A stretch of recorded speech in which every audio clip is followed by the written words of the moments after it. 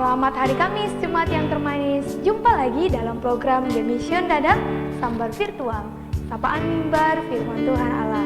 Saudaraku yang terkasih, ketika kita diperhadapkan dengan menu makanan yaitu anak lembu tambun dan juga anak lembu kambing, kira-kira kita mau pilih yang mana? Kira-kira kita mau pilih anak lembu tambun atau anak kambing, saudaraku yang terkasih? Jika anak lembu tambun tentu kalau kita pikir-pikir enak sekali ya, lezat, bahkan kelihatannya mewah gitu ya. Tapi saudaraku, ketika kita juga dikasih anak kambing untuk kita makan, kita juga pasti bahagia sekali gitu loh. Jadi kalau kita lihat dalam satu bagian Alkitab, dalam Lukas 15 ayat yang ke-11 sampai ayat yang ke-32, tentu kita mengetahui ya ini tentang apa. Ini tentang perumpamaan anak yang hilang. Saudaraku, kalau kita membaca kisah perumpamaan ini, kita justru merasa sangat aneh dengan sikap anak dari si bapak ini, yaitu anak sulung. Bapaknya sangat kaya, dia memiliki banyak upahan, bukan? Dia banyak orang-orang upahan yang dia punya. Bahkan sekalipun tidak disebutkan, tentu orang kaya pada zaman itu, mereka itu punya yang namanya peternakan. Tentu makan daging anak lembu tambun atau anak kambing itu pasti hal yang sangat mudah bagi si sulung. Tapi saudaraku yang terkasih, namun pada kenyataannya si anak sulung ini dikatakan bahwa seakan-akan tidak pernah memakannya, tidak pernah mencicipinya gitu. Jadi jangankan anak lembu tambun, menyantap anak kambing pun sepertinya tidak pernah.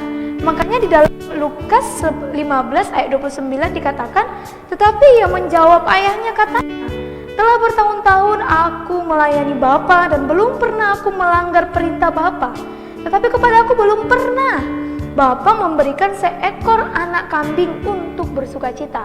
Nah, saudaraku, apakah ini berarti bahwa bapaknya ini kurang mengasihinya? Apakah ini berarti bahwa bapaknya ini adalah bapak yang pilih kasih? Atau apakah ini mungkin dikatakan bahwa si bapak ini lebih mengasihi si bungsu daripada si ayah? Atau mungkin bapaknya adalah seorang yang tidak adil dalam memperlakukan anak-anaknya, saudaraku? Kalau kita baca perikop ini, bagaimana kehidupan si anak sulung dan si anak bungsu.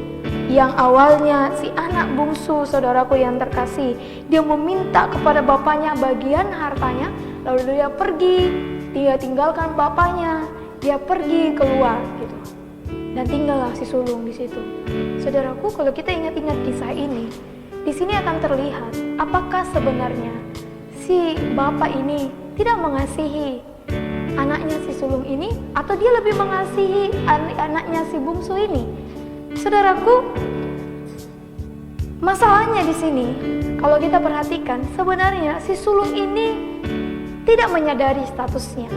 Sebenarnya si sulung adalah memiliki status sebagai anak, tetapi secara mentalnya dia memikirkan dia seperti budak, gitu ya.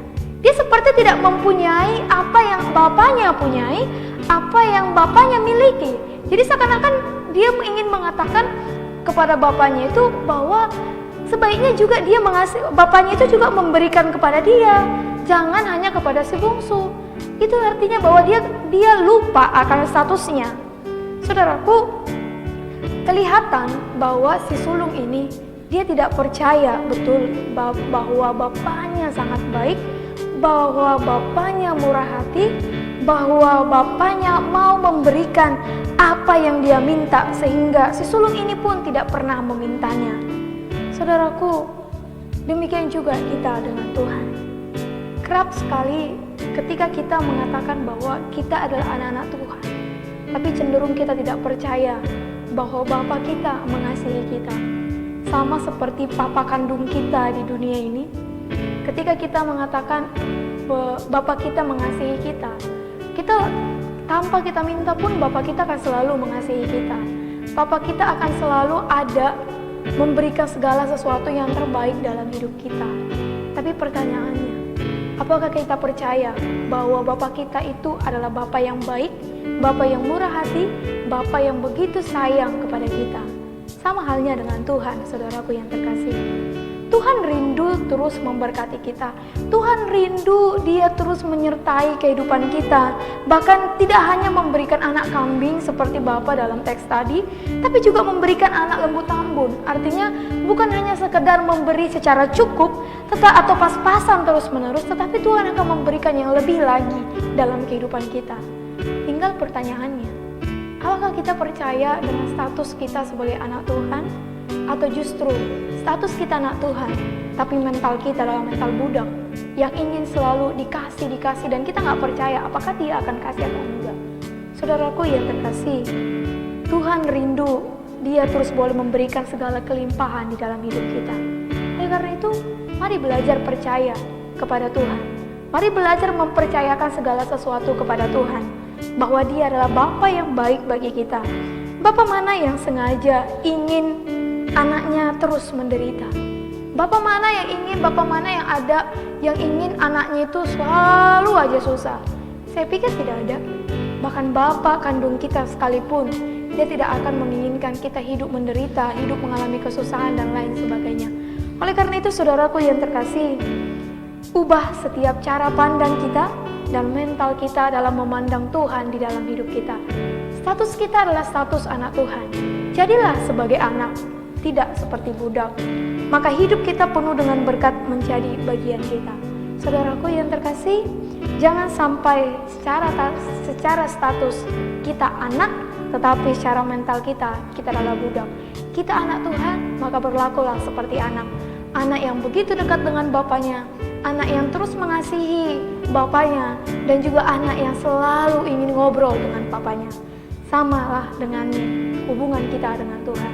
Biarlah firman Tuhan ini mengingatkan kita bahwa status kita adalah status anak, maka mental kita adalah mental anak, bukan mental budak. Semangat beraktivitas, Tuhan Yesus memberkati. Shalom.